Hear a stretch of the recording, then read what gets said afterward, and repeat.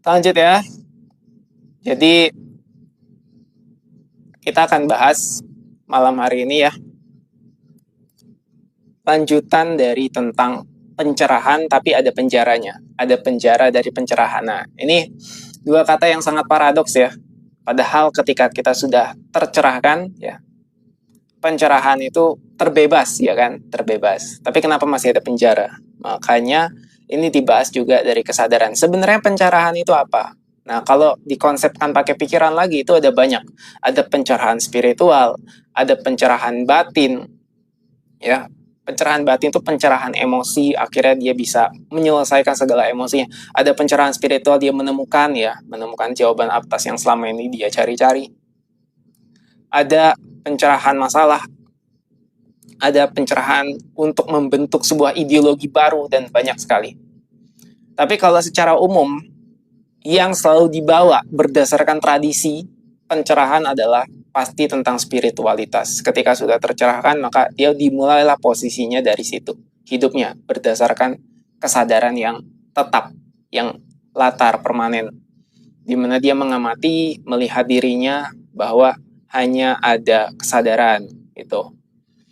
Tapi karena kita juga terus berevolusi bahwa apakah pencerahan itu bisa jadi penjara selama pencerahannya tidak full, tidak utuh dari yang pencerahan spiritual. Karena ketika pencerahan ini juga termasuk dari bagian daripada pikiran, seperti halnya menemukan, menjadi penemu, ini kan tercerahkan ya, pencerahan akhirnya menemukan sebuah teknologi ataupun teori-teori baru. Itu juga termasuk sebuah pencerahan.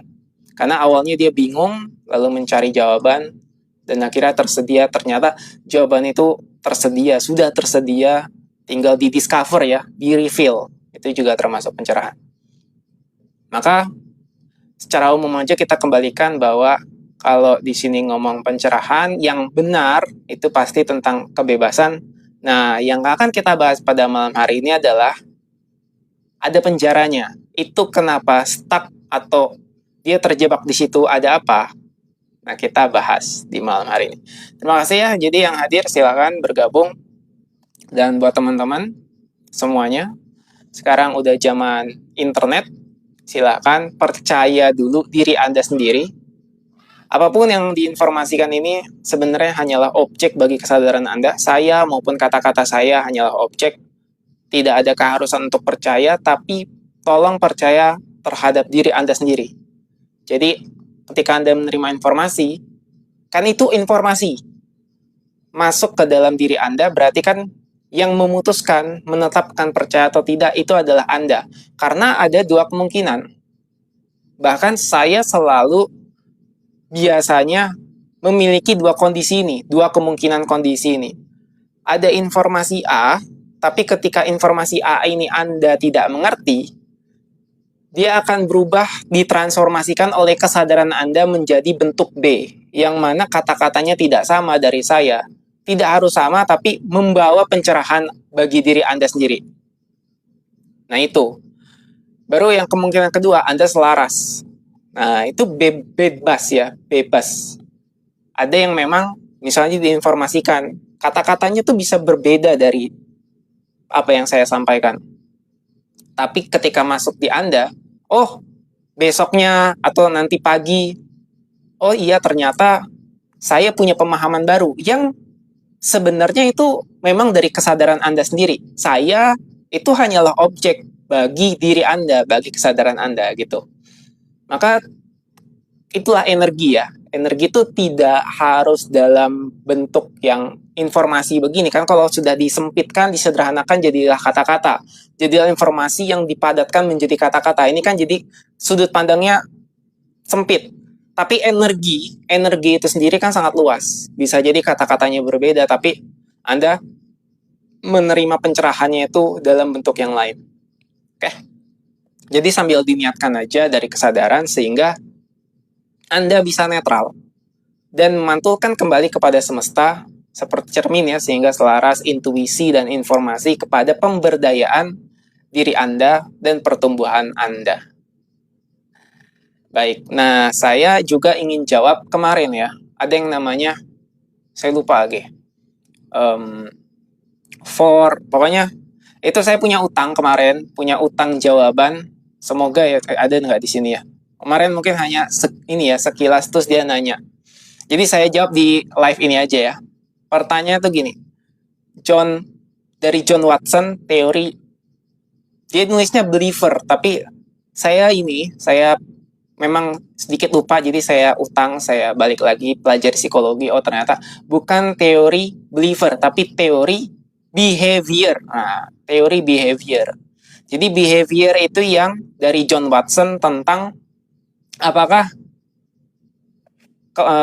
perilaku, kepercayaan itu diturunkan dari orang tua, genetik, atau dari lingkungan. Itu jawabannya sebenarnya ada dua.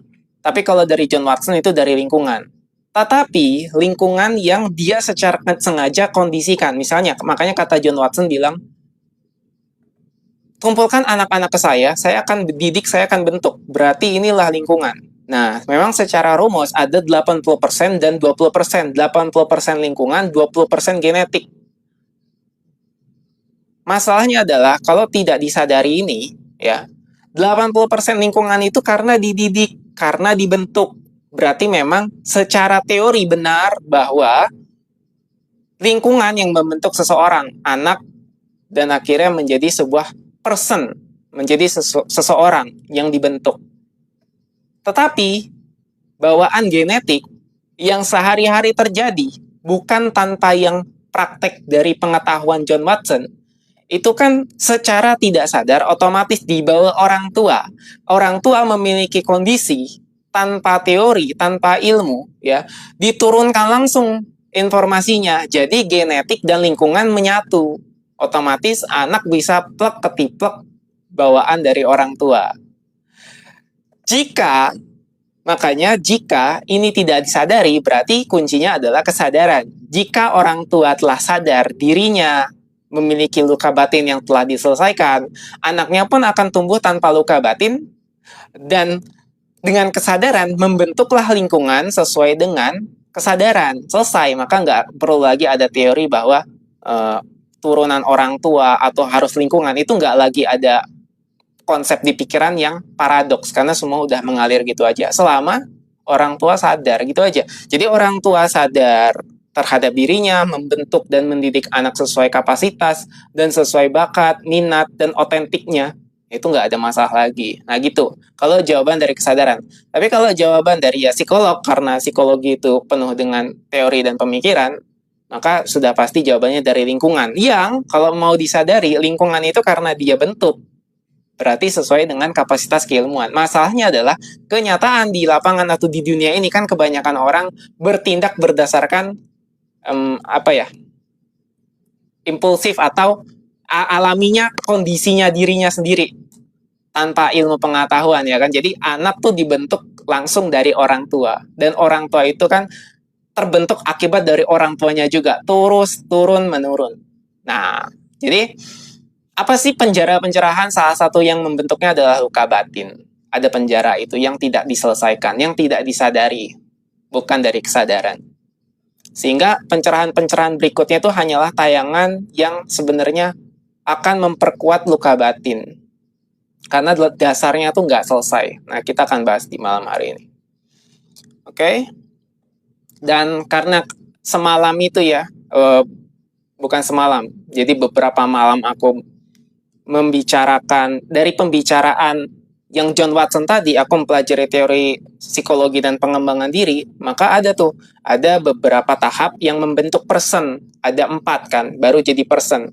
Yang pertama udah pasti inner child, ya, anak-anak, masa anak-anak, dimana kan masih anak-anak itu pasti kalau menimbulkan luka batin pada masa anak-anak, dia akan terus berkembang.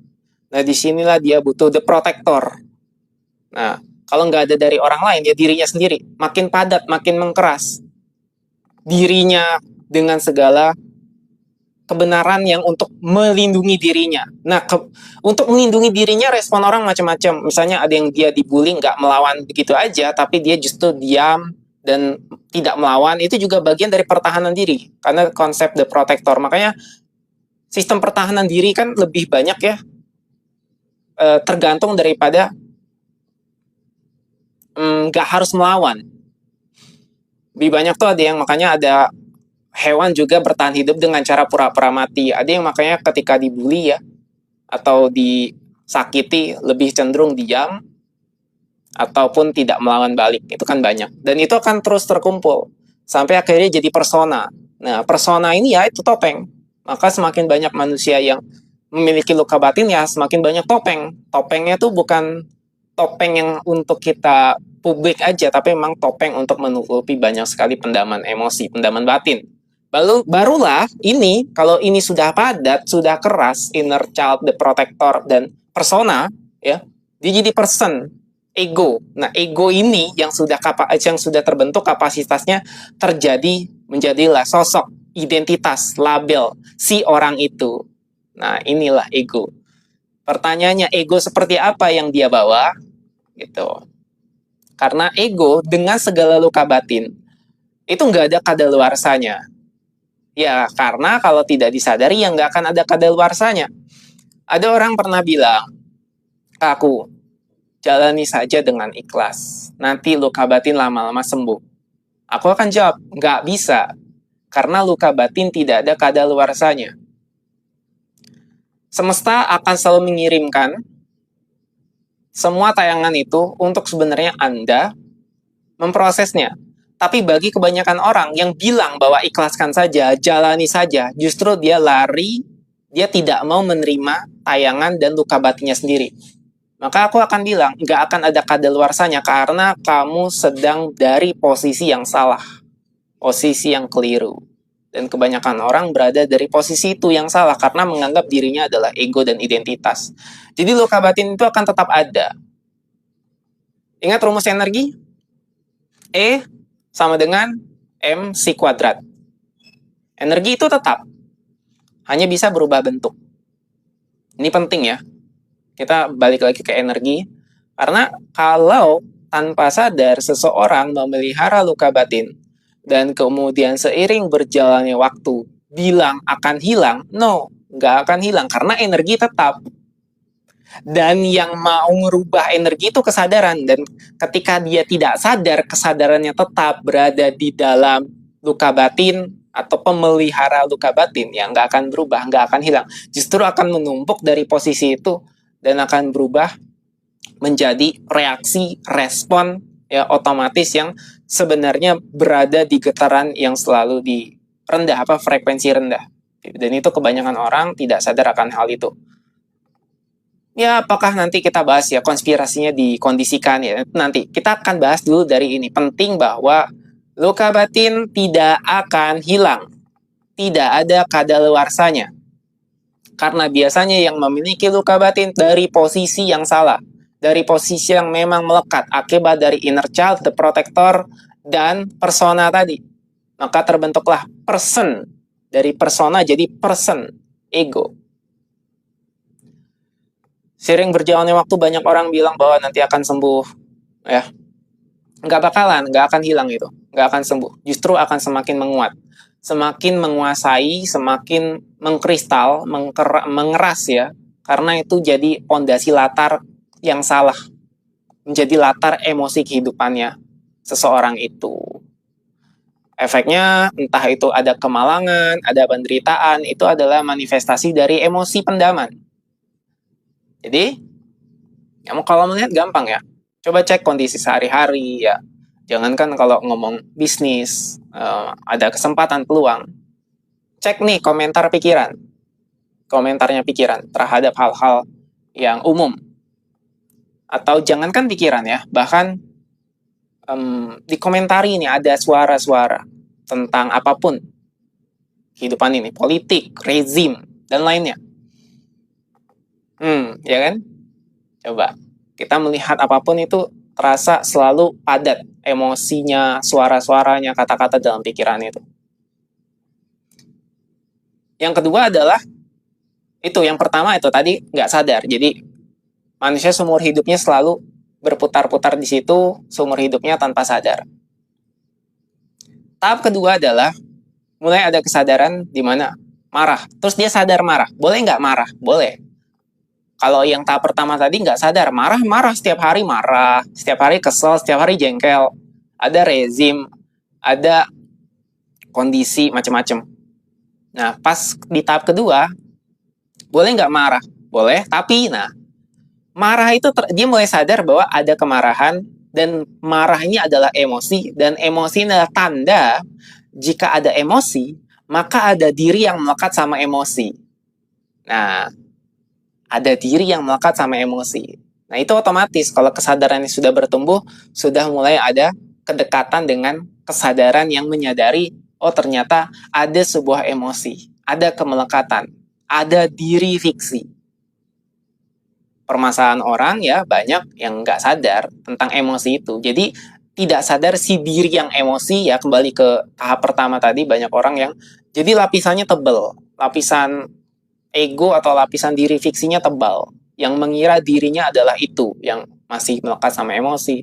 Jadi ini tuh makin jauh dari dirinya sendiri, makin terpisah dari kesadaran murni.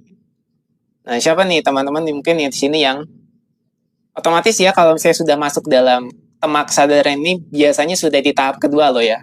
Biasanya nggak lagi di tahap pertama yang, kalau di tahap pertama tuh orang awam banget yang nggak sadar setiap hari itu digerakkan oleh pikiran perasaan, muter-muter aja, larut, nonton film, nonton tayangan, nonton YouTube, nonton TikTok, terus aja hidupnya, bekerja, makan, terus aja kayak nggak ada kesadaran kan, kayak sadarnya tuh nggak ada gitu ya, karena berada di kesadarannya memang larut dalam kondisi sehari-hari sampai seterusnya.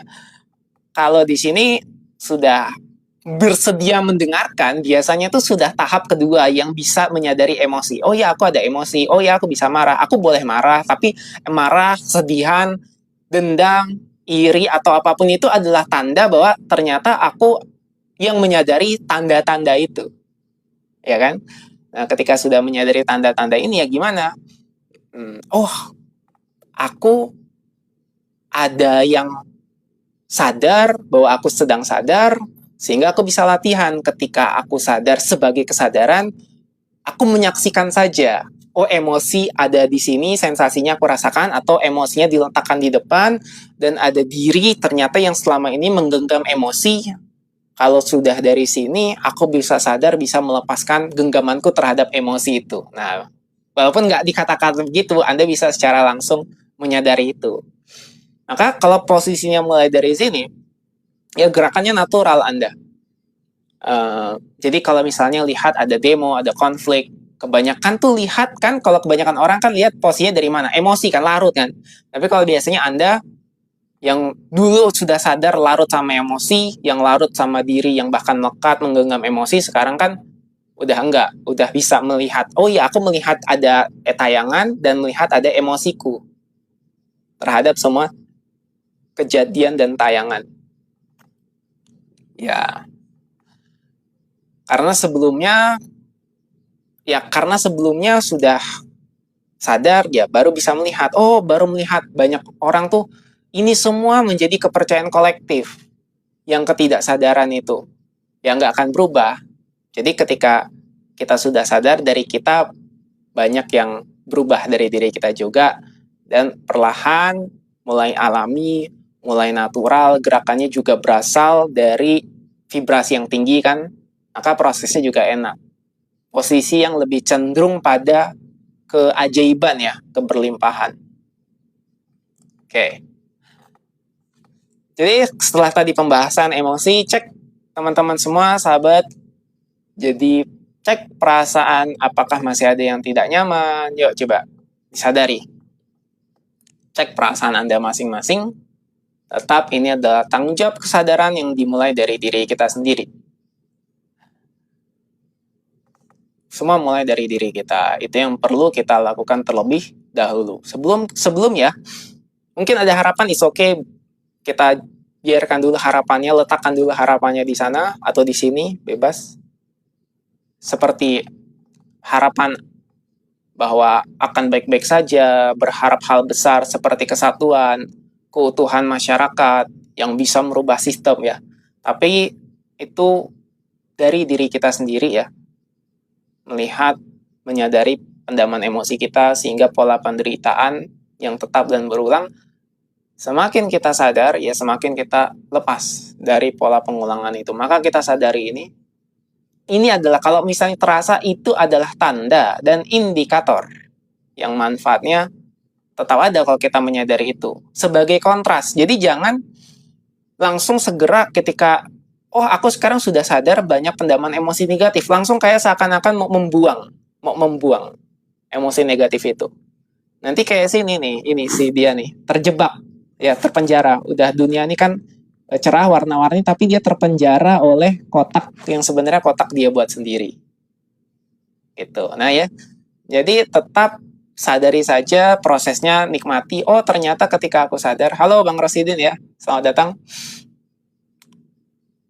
Semua yang tadi dirasakan sudah sampai pada tahap Anda bisa menyadari emosi itu adalah kontras, sebagai kontras untuk pertumbuhan kesadaran dan getaran energi vibrasi yang tinggi.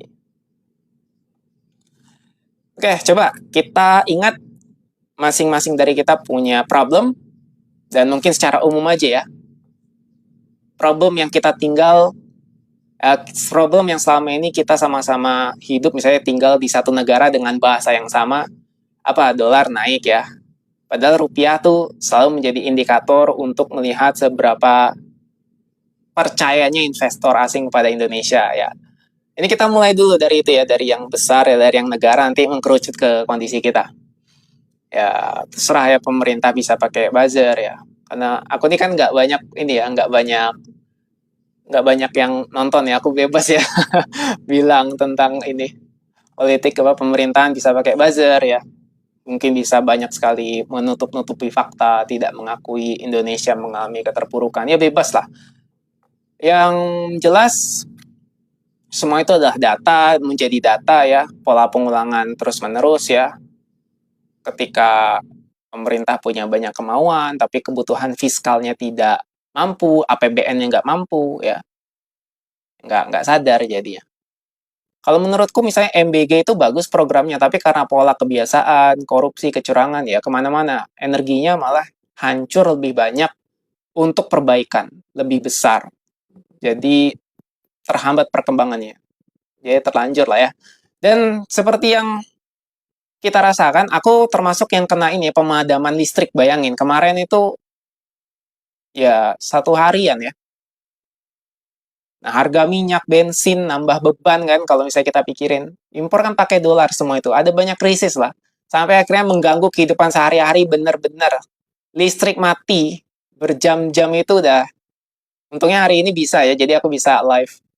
Kemarin itu total mati. Jadi ya internet mati, listrik mati, ya kan? Jadi HP mati ya. Otomatis aku diem meditasi aja. Tapi kan bagi yang lain kan nggak segampang itu ya. Oke, justru malah aku bagus, aku malah gelap, diem, hening. Nah, tempatku kena pemadaman bergilir ya. Gimana ini Indonesia bisa lolos ya dari seleksi natural keselarasan dengan pemurnian semesta ya. Jadi ya caranya tetap kita bicarakan, kita akui ya, teman-teman semua. Ada banyak sekali ketika aku berbicara tentang politik, dunia, kekuasaan, itu yang secara tanpa sadar menolak. Karena apa? Karena ketika kita bahas politik, kekuasaan, ekonomi, itu punya energi trauma yang mendalam tanpa disadari. Makanya ketika bahas pemerintahan, kenegaraan, nuansa banyak orang itu sudah cenderung ke-trigger pada ketidakadilan. Dan itu adalah pola dari dulu yang telah terjadi. Oleh karena itu, ya, mulailah dari posisi yang benar.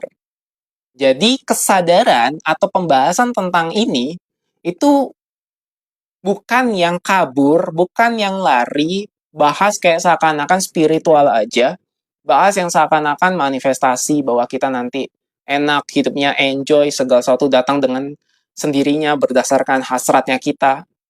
Justru kontrasnya adalah dengan kita latihan melihat fenomena dan segala tayangan kehidupan itu nyata, tapi kondisinya ke kita menjadi cermin atau tidak. Cerminnya kita terhadap semua tayangan itu membuat kita jengkel, emosi atau enggak. Itu kontrasnya. Nah, barulah kita bisa mulai dari posisi yang benar karena kita udah tahu kontrasnya. Kesadaran bukan kabur dari semua penilaian, dari semua aktivitas keduniawian, tapi kita yang tetap dalam skala seimbang supaya kita rakyat agar bisa sama-sama mengakui Ya, kembali ke pengakuan bahwa ada kondisi yang memang gak nyaman. Ya, tidak lari daripada pola yang selama ini kita alami. Gini, setelah kita eksis, ya sebagaimana semesta ketika eksis tercipta itu pasti punya pola, sebagaimana planet, galaksi berputar pada porosnya, lubang hitam, apapun itu pada pola. Ketika kita sudah eksis sebagai manusia, kita punya ego dan pola.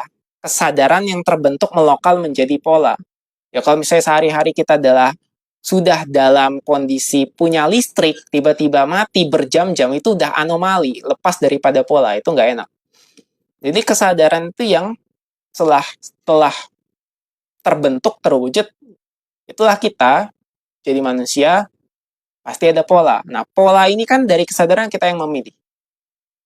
Memilih yang mana, gitu kan? Sesuai dengan konsekuensinya masing-masing. Kalau kita sudah tinggal dalam ruang waktu, ya, kalau ini makanya dibahas dari kesadaran. Kalau kita sudah dalam kondisi ruang waktu, di zaman memang ada banyak pola yang nyaman. Misalnya kita lihat negara maju, ada kebersihan, ada minimal keadilan. Itu kan ada polanya di situ. Nah, kenapa negara kita tidak bisa seperti itu? Berarti kan ada pola yang keliru, ada pola yang terbalik nih. Nah, gitu. Kurang lebihnya gitu, bisa dipahami nggak kalau kita bahas kesadaran yang melokal dari versi pola. Karena segala sesuatu sudah pasti pola. Ketika kita sekarang hidup, polanya apa? Pola bernafas, pola setiap hari makan. Jadi ada motif, tetap ada motif.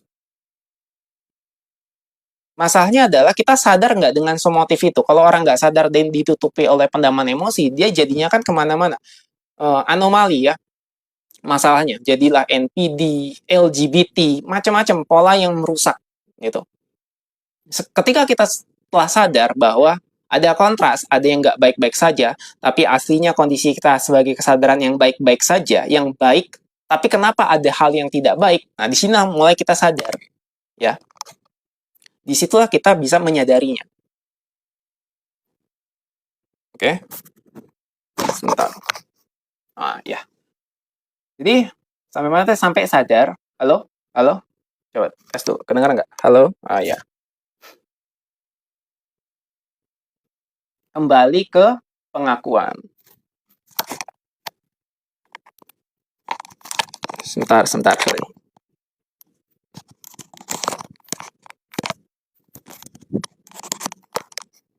Oke, nah, kedengeran lagi? Karena kalau kita tidak menyadari itu, ya, tidak menyadari sama-sama, dan kebanyakan mungkin terjebak, ya jadi lingkaran setan, lingkaran iblis, ya, lingkaran neraka. Padahal kita hidup sudahlah dengan keadaan dunia fisik. Kalau fisik kita terbebani, ditambah tekanan mental, ya, gimana mau semangat, mau senang, bahagia, karena kalah bebannya dari pendaman yang lebih nyata, yang dirasakan oleh tubuh, ya kan? Yang dirasakan oleh tubuh. Karena portal pertama kesadaran adalah tubuh dan sistem syaraf. Portal pertama kesadaran adalah tubuh dan sistem syaraf. Karena, coba nih kita sadari, seberapa banyak dari kita yang telah percaya bahwa dunia itu susah, hidup itu sulit, harus bersaing. Ya, seberapa banyak hidup kita semua telah dikondisikan untuk percaya itu semua. Udahlah kita mulai dari ego, ya, keterpisahan, sebenarnya untuk mengalami kontrasnya kesadaran, tapi kita dari startnya diperbuat percaya dan dikondisikan bahwa kita yang sulit, kita yang kurang, harus bersaing. Ditambah memang ini adalah program yang sudah berjalan sejak lama dari nenek moyang kita yang percaya itu semua. So, jadi bagaimana kita bisa lepas dari semua itu? Jadi ya perlu waktu, karena kita hidup di 3 dimensi ya, ruang waktu. Perlu proses, dan yang paling penting adalah berarti sadar sebagai kesadaran, being. Sebagai being. Sadar diri kita yang sebenarnya. Sadar diri Anda yang seutuhnya. Bukan yang melekat, bukan yang fiksi. Oke, aku nih ya, berikan coba sebuah pernyataan. Sekarang, kalau aku berikan pernyataan sebagai pengalaman utuh, sebagai kesadaran berlimpah nih, apakah kamu bisa nih percaya? Coba katakan dalam hati. Atau aku bilang ke kamu nih, kamu tuh hidup yang nyaman, kamu telah hidup nyaman, kamu telah bahagia, mendapatkan kemudahan, uang lahir atau uang mengalir kepadamu dari mana saja. Cek pikiran yang pertama datang ketika mendengarkan ini. Ulangi ya. Sekarang kamu sudah hidup di kondisi yang nyaman, bahagia, mendapatkan kemudahan, uang mengalir kepadamu dari mana saja. Kamu menerima itu, kamu percaya itu, atau ada pikiran yang muncul langsung? Pikiran fisik yang logis langsung mulai menganalisis. Langsung muter di kepalanya kamu. Emang bisa? Emang dari mana? Aku kan belum melakukan apapun untuk pantas mendapatkan itu. Mana ada orang asing bisa ngasih aku tiba-tiba semua yang aku butuhkan? Bisa jawabannya. Tapi kenapa orang nggak percaya? Karena kebanyakan telah berada dikondisikan. Orang-orang kebanyakan telah melekat pada kondisi menunggu, berharap, ya, semua dikondisikan pada rasa kekurangan. Itu yang pertama. Jadi terbiasa menunggu, berharap, tanpa sadar berada di kondisi kekurangan. Pertama tuh ya. Kedua, melekat dengan identitas fiksi, diri fiksi, yang mengira dirinya Anda atau seseorang atau siapapun dirinya menganggap ya dirinya adalah namanya, segala nama yang dia panggil, label ya, siapapun lah yang selama ini dia percaya dirinya itu.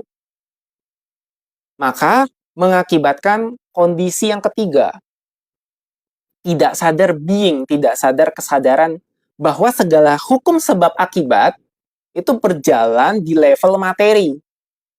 Sementara kamu bukan materi, kamu kesadaran yang selama ini mengira dirimu adalah materi tadi. Nah, materi tadi adalah memang yang melekat, yang logis, yang logika, semua itu berjalan dengan hukum aturan. Semua berjalan sesuai dengan logika atau strukturnya hukum semesta. Tapi kenyataan kamu adalah kenyataan sebagai kesadaran. Kamu tuh bukan itu. Hukum logika dapat menjelaskan proses ketika kamu mengalami dan selanjutnya ketika kamu mendapatkan apa yang kamu inginkan berdasarkan kesadaran. Akhirnya semua struktur penjelasannya bisa dijelaskan alurnya oleh logika, oleh getaran hukum semesta. Jadi, logika tetap ada, hukum semesta tetap ada. Tapi kamu adalah kesadaran yang sadar sesuai dengan getaran frekuensi yang berlimpah dan mengalir. Berarti sederhananya kamu hanya perlu percaya dan perlu benar-benar utuh, percaya yang benar-benar utuh selaras dengan getaran frekuensi yang sudah apa adanya. Yang sudah tersedia.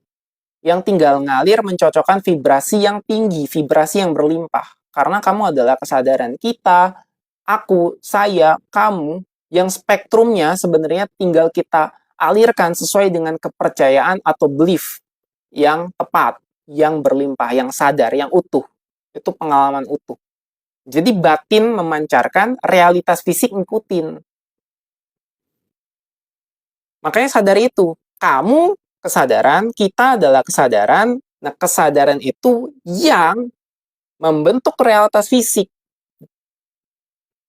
Tapi selama ini kita percaya diri kita adalah si nama, si identitas, si karakter, si tubuh ini.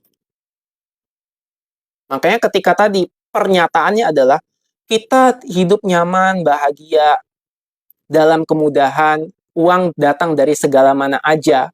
Banyak orang nggak tahu, nggak percaya karena dia merasa dirinya adalah itu, yang logika, yang ngikutin hukum semesta. Padahal kita adalah ini kesadaran. Selama kita tidak sadar sebagai kesadaran dan percaya kita adalah namanya itu, maka ketika mendapatkan pernyataan aku hidup nyaman, bahagia, mudah, uang ngalir dari mana saja, pikiran secara otomatis langsung muter juga. Emang dari mana? Emang bisa? Aku kan nggak pantas, aku belum melakukan apapun. Mana ada orang asing, mana ada tiba-tiba bisa ngasih aku semua yang aku butuhkan. Gitu, karena sudah terlalu lama terpenjara oleh segala pikiran dan pendaman. Tidak sadar ini, kamu tuh yang kesadaran, yang being. Makanya kalau tadi jawabannya dari kesadaran bisa. Ya itu nuansa kesadarannya Bang. Jadi Bang Bianto, karena nuansa itu adalah kondisi dari pikiran. Jadi ketika dihilangkan nuansanya jadi kesadaran. Makanya banyak orang ya harus percaya logis, bukan kitanya, bukan kesadaran kitanya, bukan kita sebagai kesadaran. Realitasnya yang logis, struktur hukum alam semestanya yang logis. Kitanya enggak, kita kesadaran, kita enggak logis, kita itu enggak, kita lah kesadaran itu, kita beingnya, kita kesadarannya. Kita itu melampaui, karena kita, saya, kamu ya, sebutannya apapun yang memang sudah sadar sebagai being kesadaran, yaitu kita sudah itu. Nah, tapi karena nggak disebut, makanya tuh Bang Wirianto bilang, barulah dalam konsepnya terbentuk di dalam ekspresinya sebagai nuansa kesadaran. Nuansa. Jadi nuansa itu tema yang memang itu pembahasan yang lebih ekspresi lagi. Di dalam nuansa kesadaran itu tidak bisa percaya dan yakin karena konsepnya datang dari pikiran. Tapi percaya dan yakin itu udah otomatis mengalir. Konsep atau segala realitas, kondisi, pengalaman yang terbarukan. Selama kita tetap pada stay di kesadaran yang permanen, yang latar, percaya dan yakin itu udah otomatis. Tapi karena percaya dan yakin ini dilekatkan pada pikiran, pendaman, ini bisa berubah-ubah karena latarnya tuh tidak pernah pada poros yang tepat dari kesadaran. Banyak orang tuh sebenarnya cuma gitu doang. Tidak sadar sebagai kesadaran, melekat pada pikiran dan pendaman emosi, ya makanya akan selalu terbentur.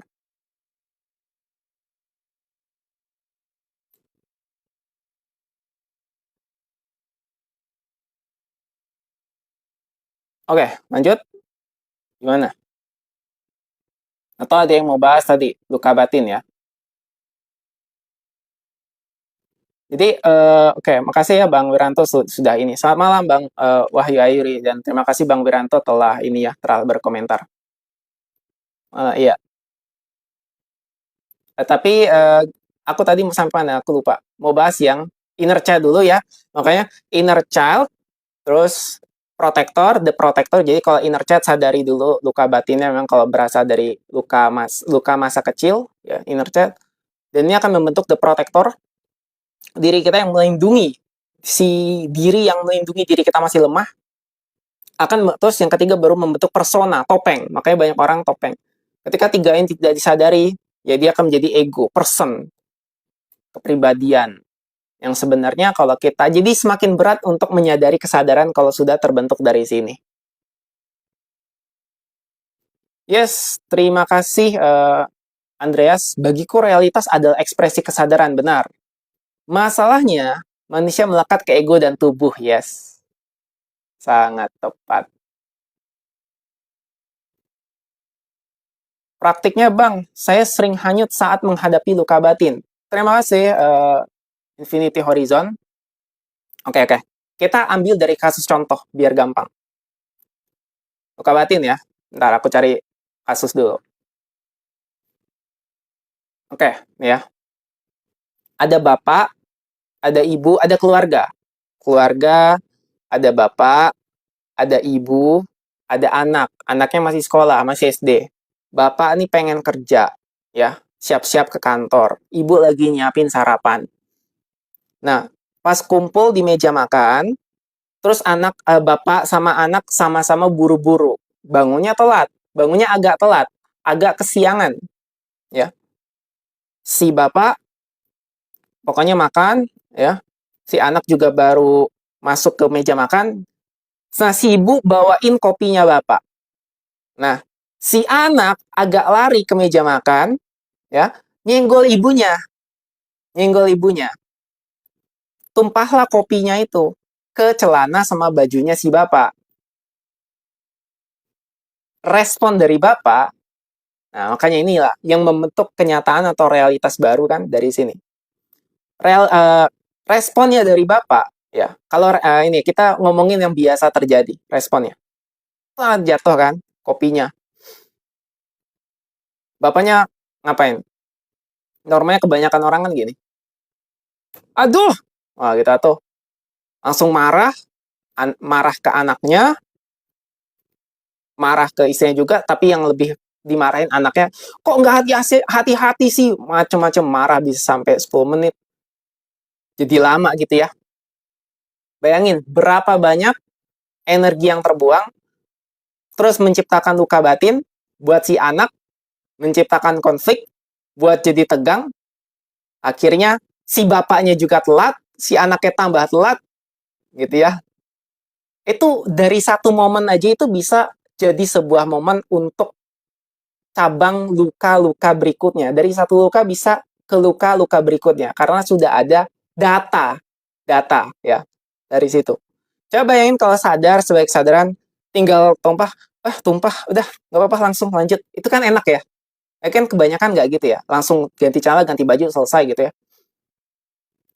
Tapi nggak sesimpel itu karena kebanyakan membawa data lama, data proyeksi dari luka batin yang terus-menerus. Kalau kita bicara tadi seperti pertanyaannya Bang Infinity Horizon, ini Bang atau Kak ya, atau aku nggak tahu. Sebenarnya simple, sadar sebagai kesadaran, itu doang. Ketika kita sadar sebagai kesadaran, itu praktek yang paling utama. Posisi kita tuh sudah benar-benar sebagai latar kesadaran. Itu yang utamanya. Tapi karena ini bukan sebuah praktek yang bisa diungkapkan begitu aja, maka mau nggak mau harus dimulai dari kesadaran Anda sendiri, dimulai dari niat, intensi. Bahwa apakah kamu memiliki luka batin atau enggak? Sadari itu. Nah, luka batin tadi. Karena dari luka batin akan menimbulkan luka-luka batin. Karena apa? Karena getaran semesta akan merespon sesuai dengan pendamannya kita. Dia akan terus memancarkan bahwa ini sebenarnya kamu, dirinya kamu, aslinya kamu. Nah, itu baru dari satu getaran. Makanya sebenarnya getaran ini juga adalah getaran yang sama, sebuah frekuensi hukum semesta yang sama ketika kita mengalirkan uang, menarik rezeki sama. Tapi kebanyakan orang karena sudah terbiasa cenderung pada pendaman emosi, kemelekatan diri fiksi atau identitas palsu yang disebut dengan nama, label, itu semakin banyaklah menarik getaran yang membuatnya menderita. Karena Samin tanpa sadar itu. Jadi, kalau misalnya bagaimana cara prakteknya? Prakteknya itu hanyalah pintu, tapi utamanya adalah sebagai kesadaran. Sadar dulu bahwa kita akui kita punya pendaman emosi, punya pendaman batin. Apakah kita terluka? Apakah kita punya tayangan memori masa kecil yang nggak nyaman? Apakah kita punya dendam? Apapun akui. Yang kedua, terima. Nggak bisa terima kalau masih belum bisa nerima dengan semua keadaan ini, kehilangan apapun yang dicintai. Berarti disitulah kontrasnya. Berarti ada aku sekarang, sadari bahwa ada aku yang sedang mengalami dan merasakan semua rasa sakit ini, dan ada rasa sakitnya. Karena biasanya kebanyakan orang atau diri kita sebelum kita sadar ini, ya kita nggak bisa sadar itu. Nyatu aja, larut aja, aku yang sakit, bahwa sensasinya tetap sesek di dada, sakit terus, menderita terus, ya, susah terus, sulit terus. Nggak ada jarak, nggak ada titik buat kita menyadari itu. Jadi itu praktek utamanya. Praktek utamanya yang menyadari bahwa kita punya luka batin. Semakin kita menyadari, bakal ada kontras, ada jeda. Nah, semakin lama kita menyadari itu, maka akan ada kesadaran yang juga melatari setiap dari luka batin, maka nanti luka batin porsinya tuh kecil, bahkan ego kita juga jadi porsi kecil. Selama ini kita kan sebenarnya bukan kita tanpa ego, kita sudah hadir sebagai manusia, wujud aja udah ego. Tapi yang selama ini kita alami adalah sensasi egonya full, utuh, penuh. Nanti kalau kita sadar, tercerahkan, bukan egonya hilang, egonya porsi pengalaman kita sensasi itu sebagai sensasi jadi kecil, jadi setitik. Egonya tetap ada, tapi kesadaran kita yang melampaui dan melingkupi seluruh ego kita, jadi kecil. Termasuk di dalam ego itu masalah pendaman batin, emosi, pikiran jadi kecil gitu. Jadi bukan egonya hilang, tapi porsi egonya, pengalaman dan sensasi merasakan mengalami egonya itu jadi kecil. Oke, toko ID. Rasa benci kepada seseorang tuh harus diapain, Kak? Oke, pertama, terima kasih ya, berarti sudah mau mengungkapkan, memang ada rasa benci. Sesuai dengan kesadaran sebenarnya, karena aku gak bisa bilang, sebenarnya kok jawaban murninya ya, jawaban murni, kan rasa benci. Jawaban murni itu dibiarin aja, direlakan saja, diterima saja. Tapi karena sudah ada bentuk wujud dari pertanyaan, rasa benci, berarti kan ini otomatis selama ini belum bisa menerima kan? Selama ini belum bisa membiarkan lewat kan? Berarti masih ada rasa benci itu.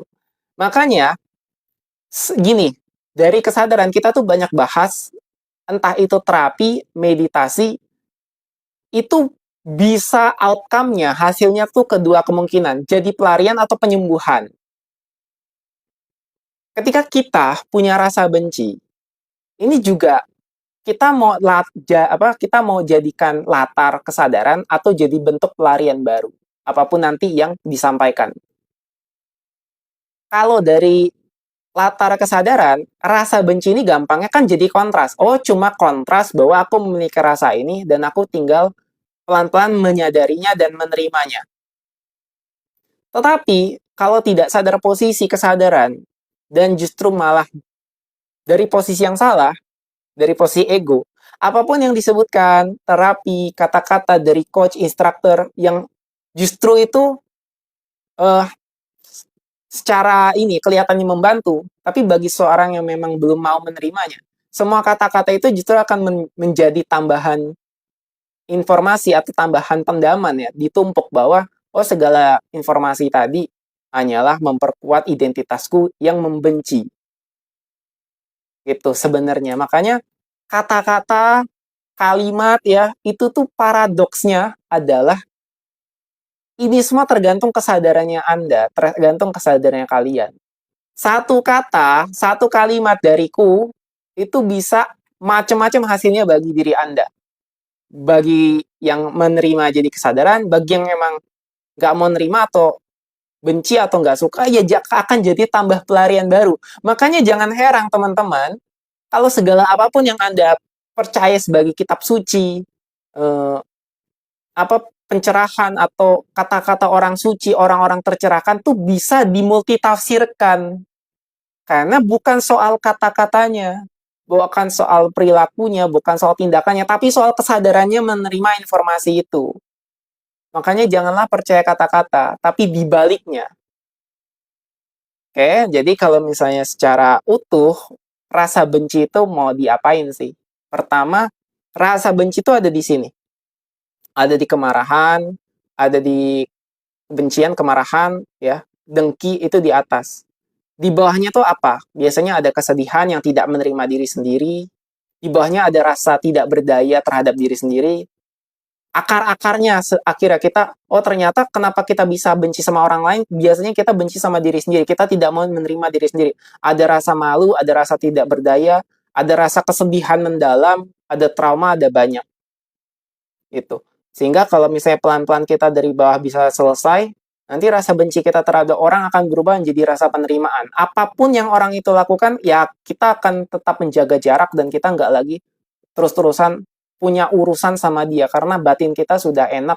Secara fisik pun kalau misalnya dia mengganggu dan segala macam, perasaan kita otomatis netral. Karena kita berada di posisi cinta, kasih, damai, penerimaan. Reasoning. otomatis emosi kita dan pikiran kita selaras bahwa memang ada segala kondisi di luar sana yang membuat mereka seperti itu, ya. Dari traumanya sendiri, dari cara hidupnya, dari pengetahuannya, dari cara didikannya, yang membuat orang itu akhirnya memiliki kinerja, perilaku, ya, yang buruk lah. Akhirnya ya kita punya pola penerimaan, reasoning. Ya, yaudah. Dan kita juga nggak terganggu akhirnya. Tapi itu pertama kita nggak ke orang lain, ke diri sendiri terlebih dahulu. Apakah sebenarnya rasa benci terhadap orang itu adalah rasa benci murni kepada dia? Karena jangan-jangan ternyata rasa benci itu ada di dalam diri kita. Sebenarnya bukan tentang orang itu, tapi rasa benci itu dasarnya adalah dari diri kita sendiri. Rasa yang kita rasakan ya paling dekat ya terhadap diri kita sendiri. Jadi rasa itu dari dalam kita. Itu kalau kitanya sudah selesai, otomatis nanti benci itu bukan lagi benci, tapi hanyalah indikator bahwa memang oh bahwa di luar sana ada orang-orang yang ya tinggal kita jaga jarak aja, nggak kebencian mendalam. Bencinya tuh berubah jadi hanya waspada, hanya pengingat, kontras bahwa kita tuh nggak harus terus-menerus berhubungan sama orang itu karena ada memang getarannya nggak cocok, nggak sefrekuensi, nggak selaras, ya itu fine, itu nggak ada masalah.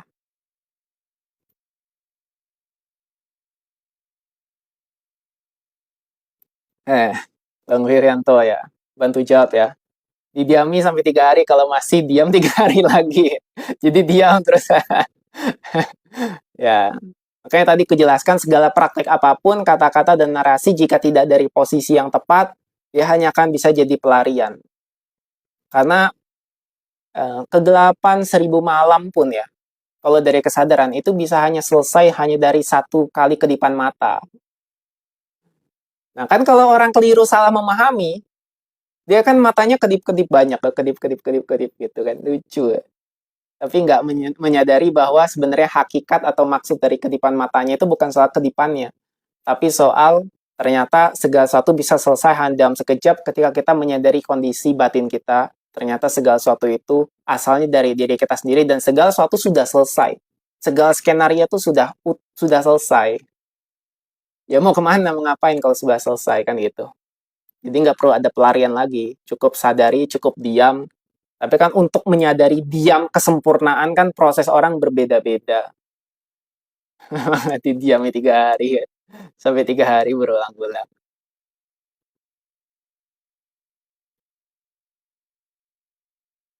Oke, terima kasih banyak menyukai live ya. Thank you Andreas. Andreas, thank you. Tepuk tangan. Banyak menyukai nih kebanyakan ke bawah ke bawah. Ada lagi nggak komentar atau pertanyaan? Thank you. Menyukai live, menyukai live. Oke, Dexnor, terima kasih. Tanyaannya, supaya berada di penyaksi itu terus gimana Bang? Oke, ya gini, aslinya ya, pada akhirnya kata-kata ataupun sebuah kalimat yang kita utarakan dari awal tuh kesadaran itu adalah penyaksi itu sendiri. Yang tercerahkan itu sedang berada di posisi penyaksi itu sendiri. Jadi apapun yang tadi kita jelaskan dari awal sebenarnya sudah membuat kita dalam posisi penyaksi itu sendiri. Maka kembali lagi, apakah kita punya banyak pendaman emosi, pendaman luka batin ya? Semakin kita selesai dengan banyaknya luka batin dan kita bisa menghadapi protektor dalam diri kita sendiri yang selama ini mungkin tidak menyadari bahwa kita tuh memang menyimpan pendaman emosi dan topeng dalam diri kita sendiri yang disebut persona. Makanya paling sulit itu bukan menghadapi dunia luar, tapi menghadapi diri sendiri. Banyak orang berlama-lama bermeditasi, pergi ke gunung, hanya untuk mendalami dan memahami, mengenali, mendiami diri sendiri. Nah, ketika udah ketemu, ternyata aku banyak luka batin, punya banyak masalah, punya banyak identitas, punya banyak kemelekatan. Setelah sadar, tercerahkan, otomatis dari posisi penyaksi.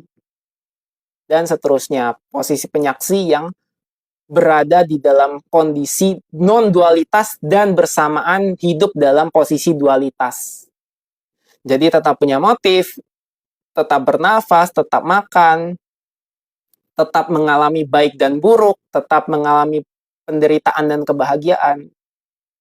Bukan berarti dalam posisi penyaksi kayak fana, lenyap, hilang. Itu kalau hilang ya lepas dari wujud manusia ini, berarti mati.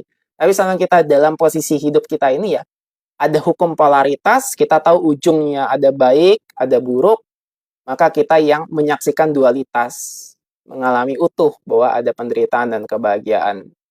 Disitulah posisinya kita berada di penyaksi, latar kesadaran yang utuh mengalami fenomena dan sebagai nomena.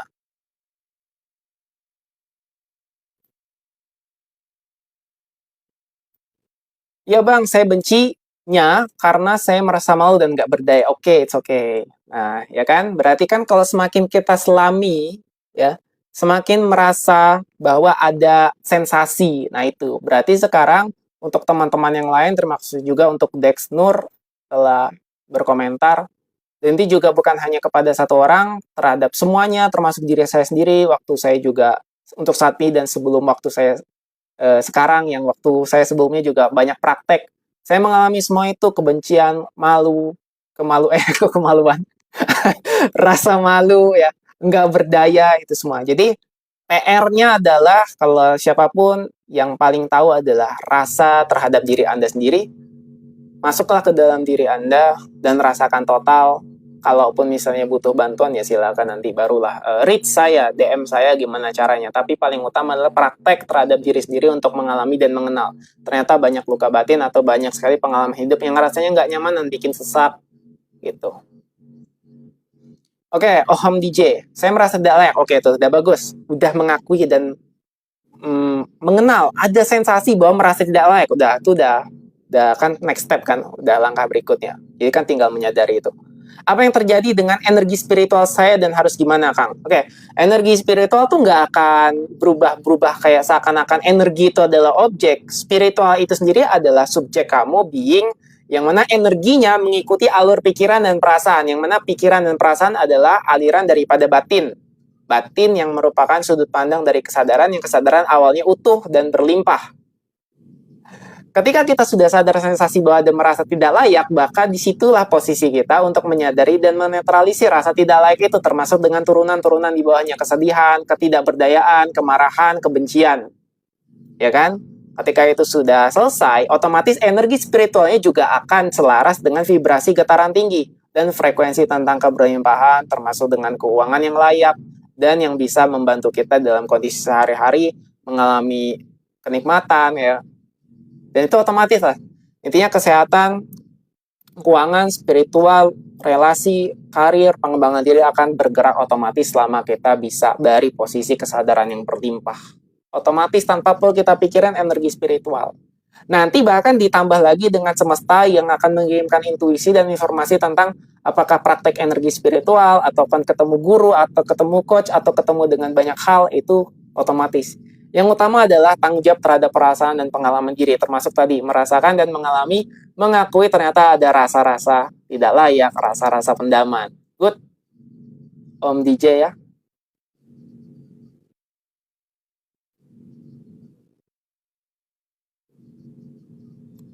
Apakah perlu jangkar agar tidak hanya contoh nafas misal? Oke, jangkar tuh anchor kan, Infinity Horizon itu teknik hipnosis maksudnya kan. Untuk awal-awal boleh posisi yang nyaman aja, misalnya mau jangkar apa. Ini kan sebagai pengingat. Sebenarnya dalam teknik kesadaran disebut peripheral juga ada jangkar anchor, pakai apa namanya? Pakai alarm itu juga. Anchoring itu. Jadi anchor itu boleh digunakan untuk kita mengingat sebagai titik aja, pintu ataupun yang memang gerbang. Nanti kan lama-lama nggak perlu pakai anchor lagi karena udah terbiasa di kesadaran yang tanpa perlu lagi teknik-teknik nafas. Sebenarnya segala teknik itu ya anchor, jangkar. Boleh. Jadi kalau kalau pertanyaannya apakah perlu pakai jangkar? Jika nyaman, boleh.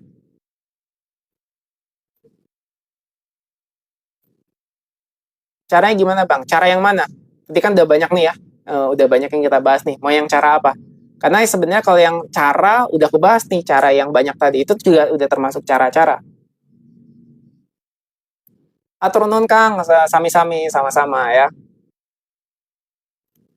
Ini cara yang mana nih kira-kira? Cara yang pertanyaannya Ipuk Ai ini, cara meningkatkan energi spiritual, cara cara menyadari, cara menjadi penyaksi, kan tadi udah terjawab ya. Cara menyelesaikan luka batin, ya sebenarnya kita dari awal udah bisa satu kesatuan membahas dan menjawab itu semua. Tapi kalau misalnya mau presisi dan biasanya kan perlu fokus ya, konteksnya apa nih, mau cara yang apa? Silahkan ditambahkan, mau cara yang mana. Oke. Ya, tinggal menjawab pertanyaan terakhir, setelah itu off, istirahat ya. Ya, keren penjelasannya. Jelas, tinggal kita perhatikan, terima kasih sama-sama. Ya, nah ini dia.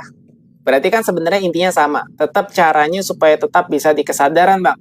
Seringnya lupa jika sudah sibuk. Dari pertanyaan teman-teman, sebenarnya tadi sudah banyak yang bisa kita bahas rangkum sama-sama. Seperti ada yang bilang kata Infinity Horizon tuh pakai jangkar ya. Bisa pakai jangkar. Jangkar tuh pakai alarm salah satunya. Kalau jangkar tuh ada yang di teknik tubuh, setiap kita misalnya genggam atau misalnya buat begini, ini jangkar sendiri, jadi baru di sini nginget, oh aku sekarang sedang berlatih kesadaran. Itu banyak. Tapi aku nggak mau kasih yang sulit-sulit dulu. Coba sekarang pakai alarm aja. Misalnya pakai jam tangan atau pakai alarm atau pakai HP. Misalnya dalam sehari. Aslinya kita kan dalam kesadaran. Tapi karena kita sudah terbiasa larut jadi sibuk dan lupa dalam kesadaran, pakai alarm. Misalnya alarm tit gitu kan. Nah, terus mulai 10 menit doang. 10 menit diam, hening, kasih alarm lagi. 10 menit selesai, dah lanjut aktivitas. Kasih alarm di beberapa jam berikutnya, misalnya 3-4 jam berikutnya. Nanti setelah itu sibuk kan, ada alarm. Oh iya, waktunya 10 menit lagi, setel. Diem, hening, mau tutup mata, mau hanya fokus nafas, bebas. Udah 10 menit, selesai. Nah, lanjut lagi, gitu aja. Pakai alarm. Gitu. Jadi bukan langsung di kesadaran, karena awalnya kita sudah di kesadaran, cuma kita larut dan sibuk aja. Jadi perlunya titik, lubang, pintu ya, bahasa-bahasanya gitu ya, untuk kita ngingat satori, menyadari jeda satori aja, sehingga lama-lama dari satori kan meluas pandangan praktek yang periferal, yang meruang, dan lama-lama kita sadar, oh ternyata ya kita yang sadar sebagai kesadaran. Selesai, setiap hari kita akan sadar. Oke, gitu aja ya. Ada lagi? Terima kasih buat yang hadir dan telah bertanya. Ini seru banget pada malam hari ini, banyak sekali pertanyaannya. Jadi enak ya kalau misalnya banyak pertanyaan itu, kan aku juga terpancing. Ya, John Vino, kalau jadi penyaksi tadi udah aku jawab juga ya. Yang intinya adalah sebenarnya kita dari posisi yang sadar itu otomatis jadi penyaksi. Karena kalau misalnya kita nggak jadi penyaksi, biasanya kita larut dalam posisi pendaman emosi dan banyaknya pikiran batin yang sebenarnya sudah corrupted ya. Banyak sekali pendaman-pendaman itu. Maka ya gampang, entah itu kita menyadari luka batin, penjara emosi kita, ya dengan praktek, termasuk ya boleh tadi ikuti yang aku sarankan kepada Ipuk Ae itu yang pakai meditasi hening aja setiap 10 menit pakai alarm ya. Misalnya mau beberapa kali sehari, 4 kali sehari ya, berarti setel, jadi setiap 10 menitnya hening. Lama-lama ya, ketika kita sadar bahwa pola-pola kita sudah selesai, kita lebih sadar di ruang kesadaran, yaitu otomatis jadi penyaksi. Baik penyaksi terhadap fenomena luar, tayangan kehidupan, juga termasuk penyaksi atas kondisi kehidupan, emosi, pikiran, tayangan dalam diri kita yang disebut dengan tubuh, identitas, label, nama, dan segala yang kita sebut atau ego itu tadi. Lama-lama egonya, porsinya tuh hanya jadi kecil, minim, karena selama ini kita menyaksikan atau mengalami kayak kita tuh larut gitu ya, kayak menikmati ego itu total kan, jadi aku hanya ego gitu. Tapi kalau jadi penyaksi, kalau sudah sadar di posisi penyaksi, sensasi egonya tuh minim, kecil, nggak nggak kayak penuh gitu, kayak full kayak bahasa Inggris kan, he is full of himself, I am full of myself gitu. Ya, terima kasih Om DJ, terima kasih ya udah follow. Off, silakan, terima kasih, selamat malam dan selamat beristirahat. Ya, jadi intinya tadi John Vino, ketika kita itu sudah semakin lama jam terbangnya praktek di kesadaran itu sudah dari posisi penyaksi. Tapi kalau belum itu kan berarti karena kita posisinya selama ini larut dalam kebiasaan sehari-hari. Sebagaimana kita larut seperti nonton film, nonton drama, realitas kehidupan yang penuh konflik dan drama ya. Karena itu penuh dengan ego. Sekarang aku tanya nih, teman-teman, semuanya ya. Oke, sama-sama. Ada nggak film yang tanpa drama? Ada nggak film yang tanpa drama, tanpa konflik? Layar kosong gitu aja sekalian. Atau film, tayangan, terus hanya satu skin, itu aja terus. Satu scene itu aja terus. Pasti gerak, ya, alurnya ada, karakternya ada, emosinya ada, alurnya itu kan drama, semuanya itu skenario. Jadi skenario itu adalah full of ego, identitas karakter yang fiksi. Maka kalau dalam istilah kesadaran selalu ada, kalau enggak antara ombak dan lautan ya, ombak gitu yang selalu bergerak naik turun dan sadar sebagai, cuma tinggal kembali sadar sebagai lautan. Ada juga yang raw film, tayangan film dan layarnya. Nah, kita itu adalah lautannya sekaligus ombak dan juga layar film sekaligus karakter isi di dalam tayangan film itu. Nah, jadi kalau misalnya mau jadi penyaksi atau jadi kesadaran, ya itu lautannya atau layar filmnya yang selalu ada, baik ada film maupun nggak ada filmnya. Jadi penyaksi. Ribet analoginya. Oke lah, gampangnya praktek aja dulu. Kita adalah dimensi manusia, ego sekaligus dimensi ketuhanan. Nah, ketika sudah menyadari lebih banyak porsi dimensi ketuhanan yang juga berekspresi sebagai ego manusia, nanti ego manusianya itu lama-lama kecil karena kita sedang mengalami ruang kesadaran ketuhanan yang lebih luas, sehingga kita itu tidak lagi terjebak larut pada ego sehari-hari yang semakin kita sadar ternyata sehari-hari itu ya kita tinggal sadar saja. Ternyata selama ini aku sadar, kesadarannya dibalik selama ini, tapi aku selalu larut dan ke depan yang aku kira aku adalah ego, padahal egonya sendiri nggak ada. Saya merasa, Bang Erhuban, saya merasa nyaman jangkar di nafas, tapi kadang kalau lepas di jangkar suka ada kode-kode di sekitar buat kesadaran. Boleh Bang Erhuban, boleh. Selain daripada nafas, misalnya pakai kode-kode yang lain, is okay, boleh. Tapi nanti lama-lama jangan jadi kecanduan terhadap jangkar maupun kode-kode, karena itu hanyalah pintu masuk. Kalau sudah di pintu masuk di ruangan kan nggak ada lagi pintu kan, kayak misalnya kita dari ruangan satu ke ruangan, dari ruangan A ke B ada pintu kan, dari ruangan sebelum ketika masuk ke ruangan selanjutnya ada pintu. Nah tadi jangkar sama kode-kode itu pintu doang. Kalau kita selalu lama terjebak di kode, kita tuh kayak di pintu doang nggak masuk-masuk, kayak kita buka pintu tutup pintu doang. Jadi kayak nggak masuk-masuk gitu. Nah, nanti lama-lama kalau kita udah masuk, kita sadar nggak, pintu udah nggak diperlukan lagi. Karena yang ada hanya kesadaran. Ya, jadi kita berkesadaran hanya ada di ruang yang di sini. Tuh. Dexnor, oke. Bang, penyaksi itu ketuhanan kah? Selama definisi dari posisinya benar, iya.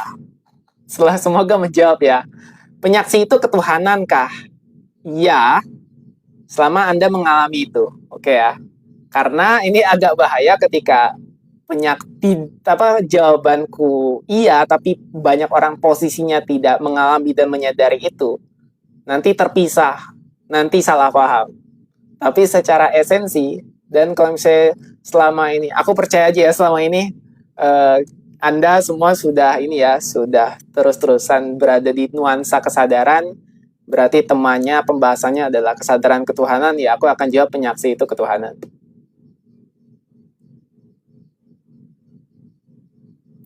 Oke, sama-sama Wahyu Ayuri, John Vino, sama-sama.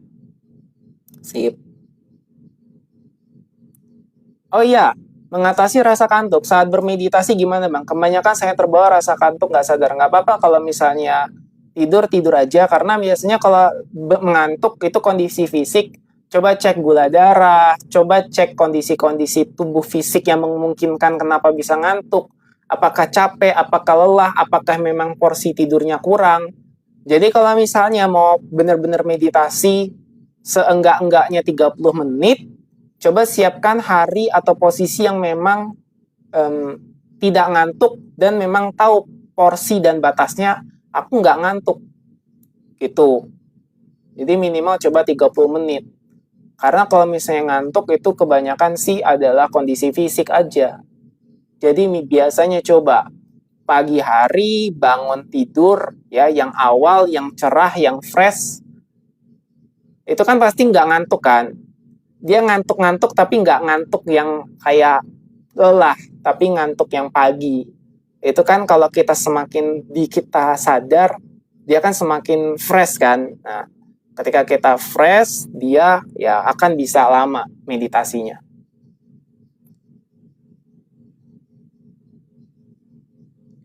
Oke, ada lagi? Jika tidak, terima kasih kepada semua yang sudah bergabung pada malam hari ini. Seru banget, sangat-sangat mantap. Karena pertanyaan itu akan membawa aku kan terus-terusan untuk menggali lagi apa yang aku nggak pakai skrip gitu, aku langsung aja ngalir.